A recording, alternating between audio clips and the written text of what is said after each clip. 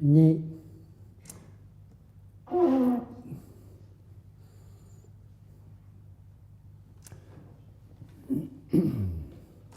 A, E, I, O, U, né, né, né le 26 août. C'est au mois d'août qu'on fait les fous.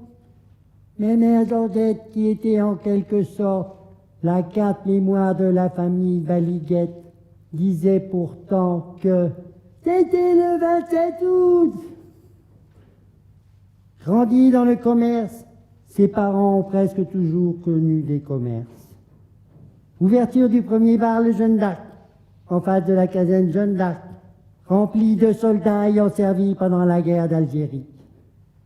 Sylvia, la serveuse du bar, l'appelait le petit biquet. Alain de 4 ans n'hésitait pas à demander un you aux clients du bar pour s'acheter un caramel d'Anita. Il aimait les caramels d'Anita, tenancière d'une épicerie à côté du bar. Un centime le caramel! Déguisé en fille par ses 3 sœurs, fut confondu par sa mère avec sa sœur Jo.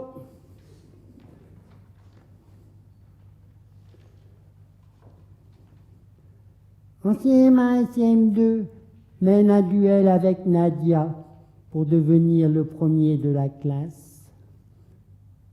Avoue que sur les 2 années, Nadia l'avait battu d'une courte tête.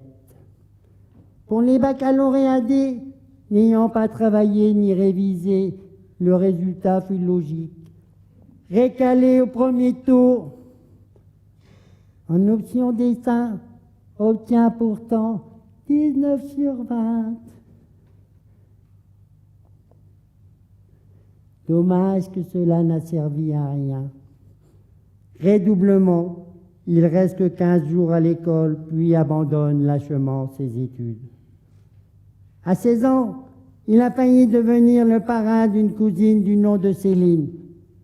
Il refuse pourtant, considérant que la réponse positive donnée par sa mère lui enlevait sa propre voix.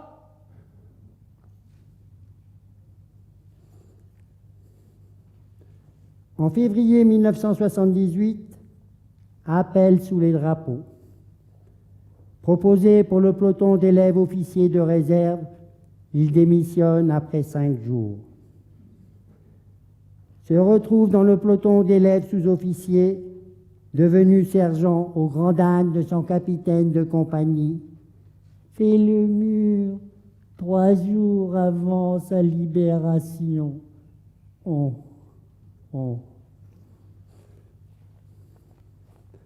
Pour gagner correctement sa vie, répond à une annonce alléchante parue dans un journal promettant monts et merveilles, même sans connaissance de la langue allemande. Part pour l'Allemagne en tant que vendeur de tableaux, se présente en tant qu'étudiant aux Beaux-Arts de Paris. Vend ses œuvres pour financer ses études. Échec de la vie de bohème. erre dans les grandes villes allemandes. Initiation au travail de la mer sur un coquillard à Boulogne-sur-Mer, sous la protection de son parrain René. Travail très physique, peu rémunérateur.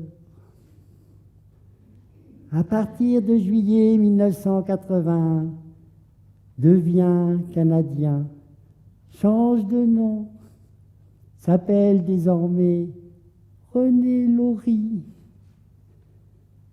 À partir, commence une carrière militaire, d'abord au 2e régiment étranger de parachutistes en Corse.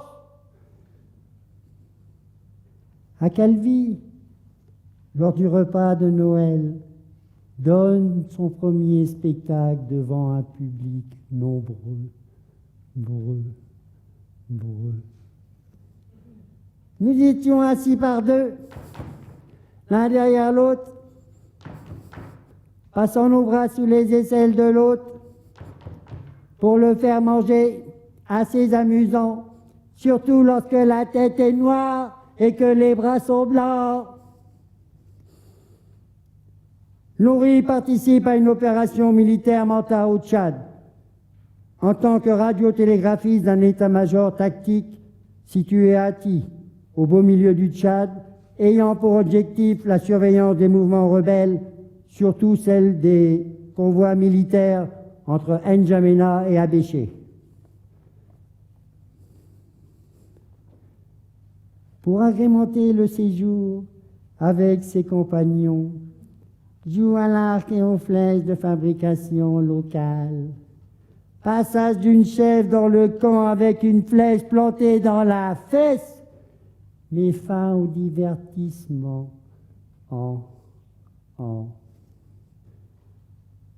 Décide de partir en Outre-mer pour 2 ans. Un poste était disponible en Guyane. Se voit en pirogue sur le fleuve Maroni. Par erreur d'orientation, effectue le travail de radio-télégraphiste et télétypiste à Mayout-Yout. Avec Christophe, légionnaire considéré comme petit frère, découvre les fonds marins. Au cours d'une manœuvre, le caporal Laurie perd connaissance pendant quelques minutes. Envoyé à la Réunion pour une série d'examens, est obligé de rentrer sur le continent. Termine son 2e contrat au bagne en tant que légionnaire, comme il avait commencé 6 ans plus tôt, en passant quand même au grade de caporal. Après la période militaire, reste un bon moment au chômage. Accepté pour un poste d'ouvrier maraîcher au GAEC La Roseraie, cultive des endives dans l'entreprise familiale père et fils. Travaille, la démission du chef d'équipe l'oblige à remplacer le père et le fils. Travaille sans rémunération, ce qui l'épuise et le conduit enfin à la démission.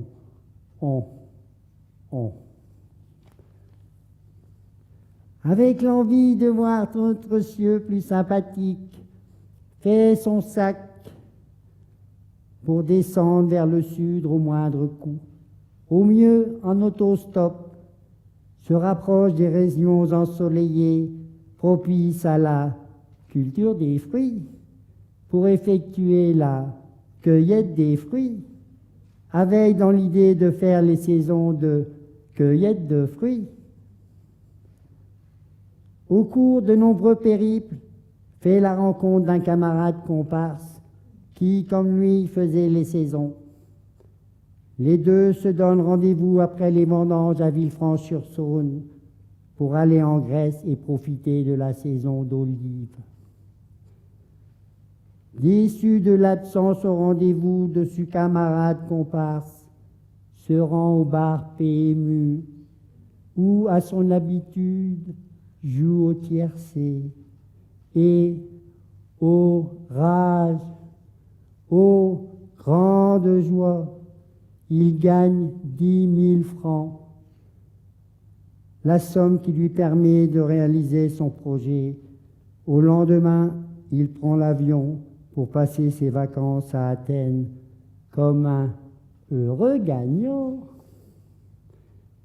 Au cours de nombreux périples, découvre des compagnons d'Emmaüs, se rend à la maison mère à Neuilly, après un court entretien avec un responsable de la communauté admis au rang d'aspirant compagnon. Il rejoint la communauté d'Aurillac. Ce premier contact avec la vie communautaire lui avait bien plu. Découvre la ville du Massif central dans le département du Cantal, qui accueillait un petit groupe de compagnons. Apprend la remise en état des vêtements, des meubles, toutes sortes de choses que les gens apportaient pour les vendre, afin de faire vivre la communauté. Comme toujours, aimant bien le changement et surtout la connaissance d'autres personnes, change de communauté. Il rejoint celle d'Orléans, située à Orme, banlieue orléanaise, puis celle d'Épernay, située à Tours-sur-Marne. Mène une vie agréable, bien nourrie, bien logée, dans l'ambiance assez agréable, avec pour argent de poche un petit pécule qui permettait d'acheter le tabac. Il s'étonnait qu'on puisse aller au bar. Il s'étonnait qu'on puisse s'acheter du tabac. Il s'étonnait qu'on puisse dépenser de l'argent avec le pécule donné tous les mois. Qu'on puisse aller au bar. Bref, c'était une vie agréable au prix de... Effectue un stage de bûcheron dans le cadre de la formation pour adultes à Saint-Laurent dans les Ardennes pendant presque 6 mois. La formation offrait la maîtrise totale des mécanismes de la tronçonneuse, l'affûtage des chaînes, le rendement sur le terrain, les différentes façons de faire tomber les arbres en fonction de leur port, la reconnaissance des végétaux. Merveilleuse entente entre les stagiaires et les formateurs. Obligé d'arrêter le stage au bout de 5 mois, suite au retour de sa maîtresse, après une absence prolongée, la mise en danger de la sécurité de ses copains de stage et de la sienne, incapacité de manier une tronçonneuse en toute sécurité. Ayant l'épée de Damoclès au-dessus de sa tête, est obligé de repartir de zéro. Interné à l'hôpital psychiatrique de Châlons pour sa sécurité, séjour de 3 semaines qui lui paraît interminable, se demande ce qu'il faisait dans l'endroit où se côtoyaient des malades mentaux et sa propre personne, lui abusant de l'alcool, qu'il soit entouré de fous.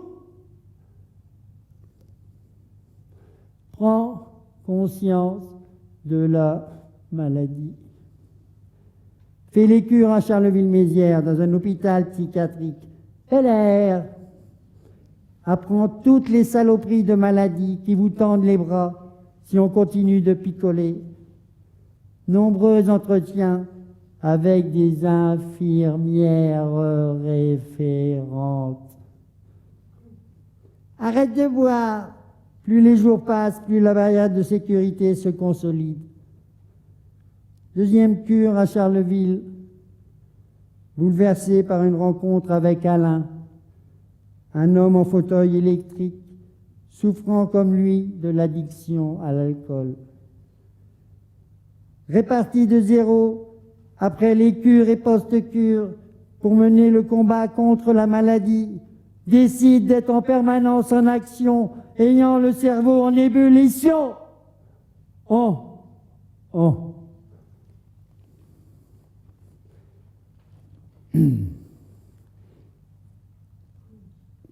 Réparti de zéro, obtient son premier contrat de 6 mois à l'université de Reims, à l'UFR des lettres et sciences humaines, l'apport de la fonction publique ouverte.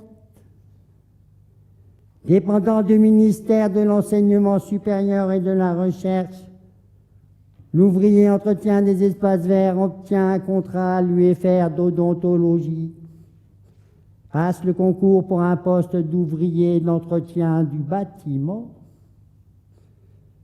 mutation sur un poste de jardinier à l'UFR des sciences exactes, retrouve Dame Nature, passe le concours avec succès, devient titulaire, fonctionnaire, donc pratiquement intouchable.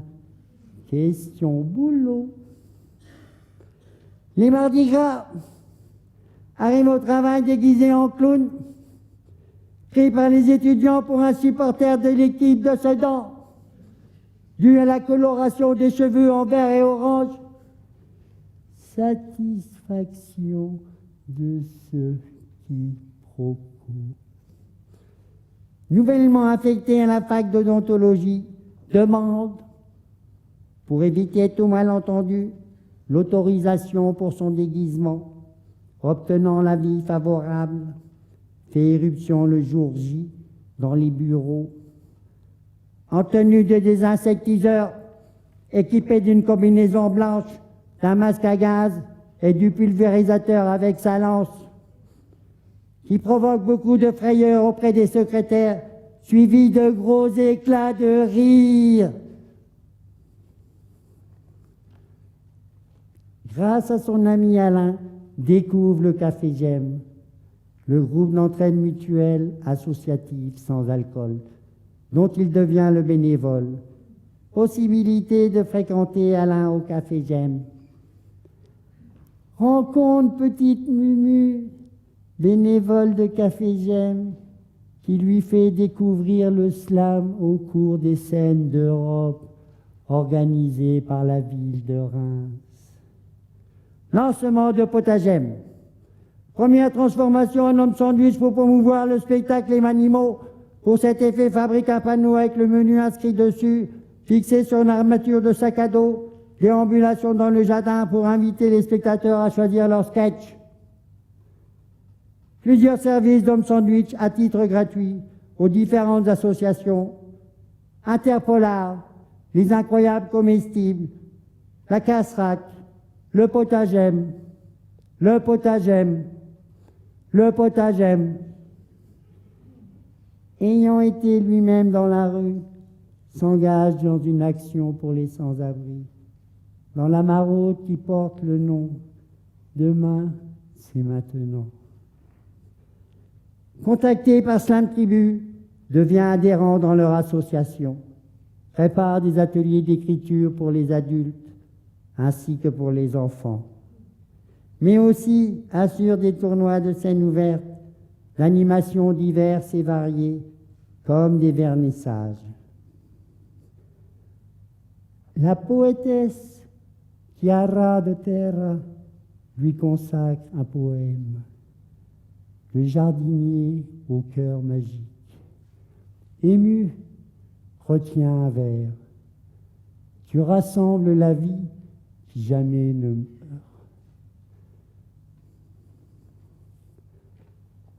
Au cours d'un tournoi de slam au Café du Palais à Reims, déguisé en Pierrette, fait la rencontre de Torbusca.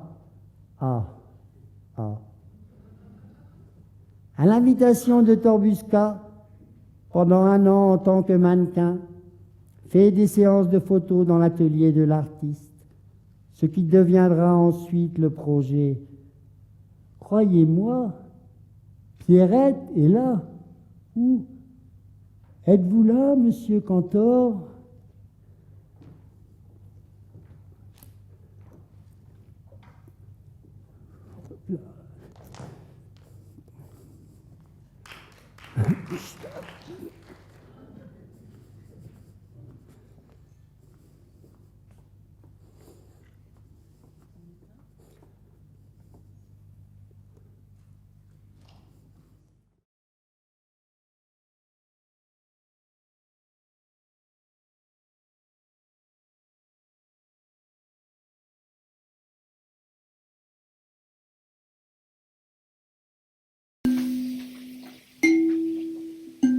J'aime bien montrer mon visage.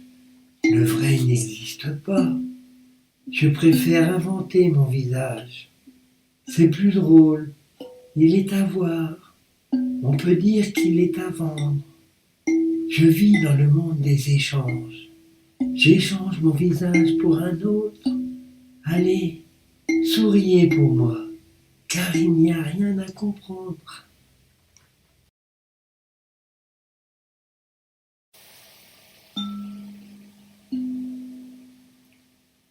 Elle m'a appelé Jo.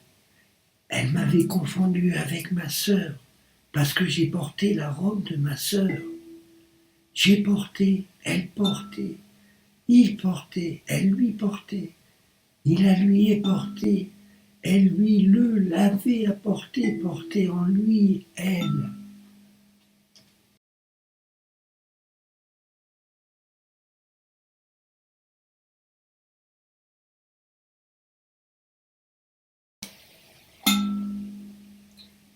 C'était pour la bonne cause que j'ai menti. Oui, j'avais menti à ma chère mère. Grâce à ça, l'affaire était dans le sac. Inventant une excuse ignoble, j'ai commis un acte ignoble. Tout pour ma mère fêtée. Le dimanche précédant la date fatidique, ma mère s'est rendue à un match de volley. J'ai profité de son absence, j'ai fouillé dans son sac pour trouver un numéro de téléphone d'une de ses anciennes amies. Il fallait user d'un stratagème et surtout ne pas éveiller les soupçons de la reine-mère. Un anniversaire se fête le jour même, pas avant et pas après. Le 28 étant mercredi, il m'a fallu ce numéro à tout prix pour la rendre heureuse. Il m'a fallu ce stratagème et surtout ne pas éveiller ses soupçons. Étant bon enfant, j'ai rempli ma mission. Elle était heureuse le 28 novembre. Le jour de son anniversaire, elle a embrassé Marthe, son ancienne amie. Elles se sont enlacées puis sont tombées en larmes.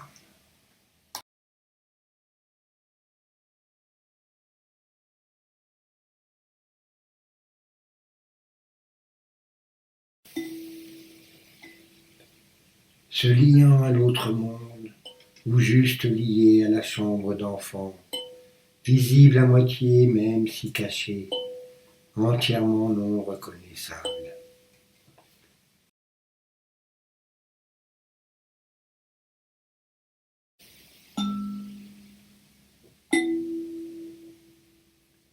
Mon père, oui mon père, je lui ressemble tellement, les gens le disent quand ils ne me voient pas. J'ai l'âge, oui petit, j'ai joué avec mes sœurs. J'aimais toujours être au milieu. Quand je suis dans la rue, personne ne comprend. Avant la guerre, je vendais des tableaux. Je tapais à la porte en criant Ich bin Verkäufer von Gemälden. Ich bin Verkäufer von Gemälden. Ça marchait bien mon affaire. J'étais un marchand heureux. Je voulais rester dans ce métier pour le bon, pour le mal. Il a fallu me croire, vivante en vrai, ressemblante à tout le monde.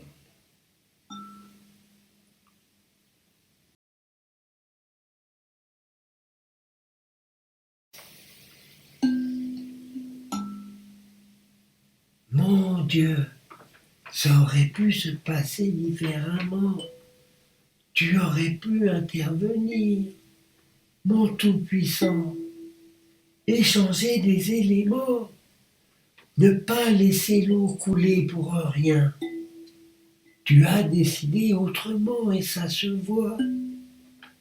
Je t'appelle parfois, oh mon ange, crois-moi, je suis là, en face de ce magasin de bricolage. Je peux y fouiller et trouver des trésors. Tiens, je te sors un furet. Il est très bien. Je peux réparer tous les tuyaux du monde avec. Déboucher. Belle bête. Heureusement, tu as créé la nature. Les fleurs. J'aime les fleurs. Je suis toujours calme avec les fleurs. Si je devais en choisir une pour la prendre avec moi, pour toujours ce serait une rose espérance. On ne perd jamais l'espoir avec un nom pareil. Je garde mon espoir avec ta plus belle création. Cela ne veut pas dire que je suis intouchable. Ô mon puissant!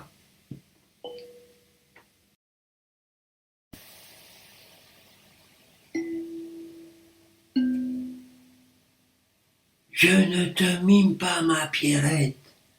Ah, non, oui, j'ai reçu un coup de fil de la part de qui? Justement, j'aimerais bien le savoir, moi aussi. Vous êtes au courant? Au courant de quoi? De la personne. Quelle personne? Celle qui a cassé ma boîte aux lettres. À cause d'elle, je dois me présenter à la police. La responsable du bureau me l'a conseillé. C'est bien selon le protocole qu'il faut agir. Cette fois-ci, vous allez écouter votre responsable. Il vaut mieux. Elle m'a convaincu de décrocher le téléphone cet après-midi. J'ai décroché. Et puis, oui, vous avez dit quoi exactement? Exactement, je ne me souviens pas. Je peux juste dire qu'il m'a mimé. Qui ça? La personne? Non, mon père. En vrai, qu'est-ce qu'il a fait précisément? Il a tiré la langue plusieurs fois pour vous embêter. Je ne sais pas. Il était assis sur mon lit, il s'amusait. Vous êtes sûr que c'était votre père? Il lui ressemblait en tout cas. Dans le rêve, je lui ai dit qu'il imitait mal Pierrette. Il lui ressemblait, mais ce n'était pas lui quand même. Et puis, en sa personne, il s'est écroulé sur mon lit. Allô? Allô? Vous êtes là, monsieur Cantor? Monsieur Cantor, c'est vous?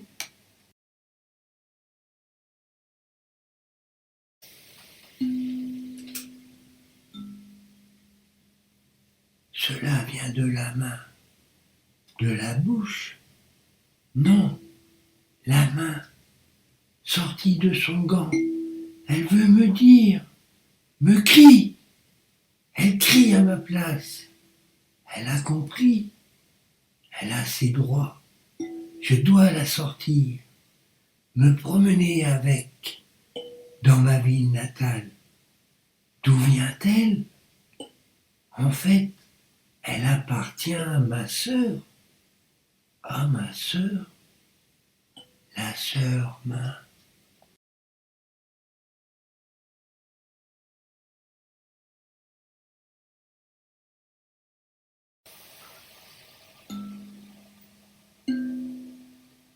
Dès sa naissance, elle posait des problèmes. Le jour, la date, cela n'était pas un blême.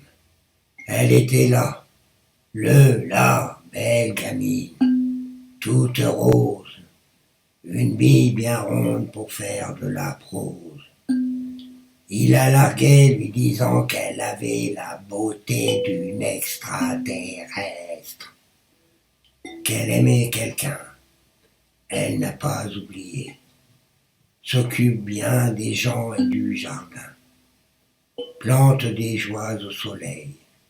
Lui rend la lune des tristes nuits. Elle joue aux fantômes de la terre comme le vent changeant ses caprices, ouvrant sa fragile nature, cachant le costume, qu'il cache son masque, ne ressemblant à rien, selon un vrai miroir qui reflète.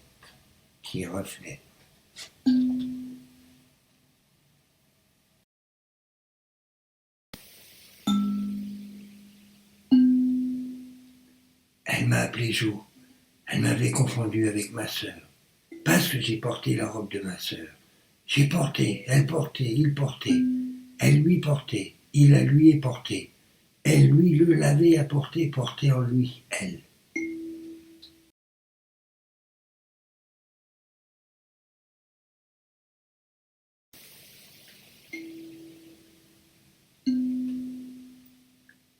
Votre voisine a apporté un cadeau, un rouge à lèvres, un colis, un verre de souvenir de votre grand-mère. Merci, merci, cela va me servir, cela va être utile. Oh, ouh, il faut que je me prépare. J'aime bien faire rire, oui. Et Jean-Luc, oui. Jean-Luc m'a dit, je dois me présenter à 15h. Être prêt pour préparer un gros bol de soupe d'hiver.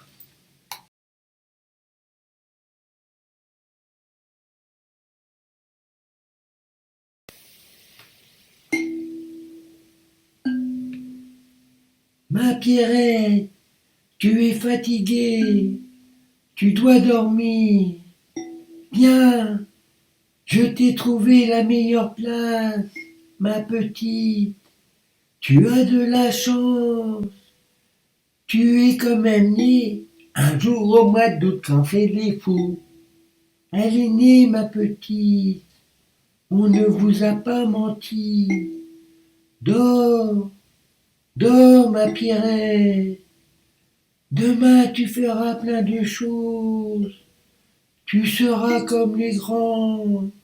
Je te le jure, le jure.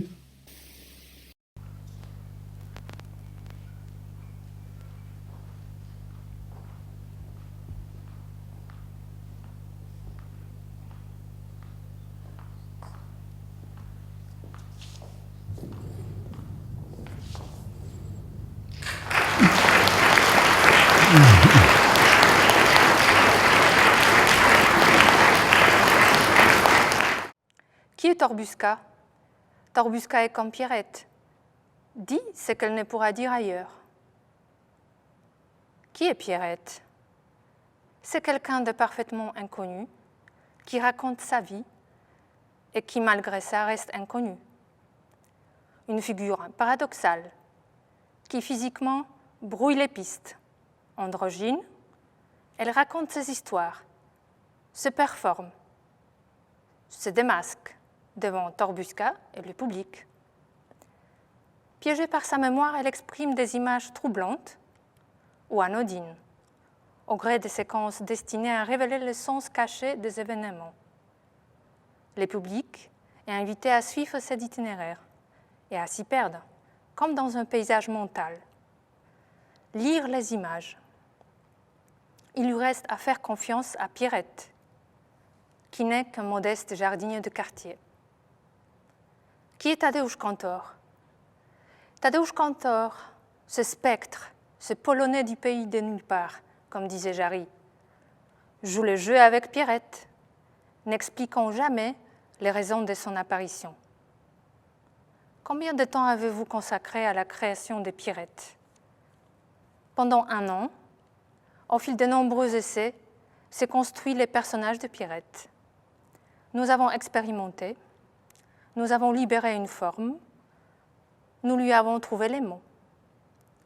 Au début de la performance, Pierrette fait un tour avec son portrait.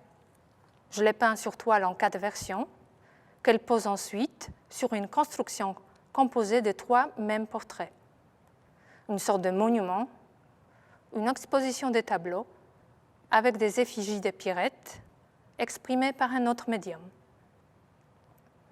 Dans la première partie de la séance, dans le temps ouvert, Pierrette performe à voix haute. Ensuite, elle invite à passer dans le temps fermé du diaporama, où on la voit transformée pour qu'elle nous hante en boucle.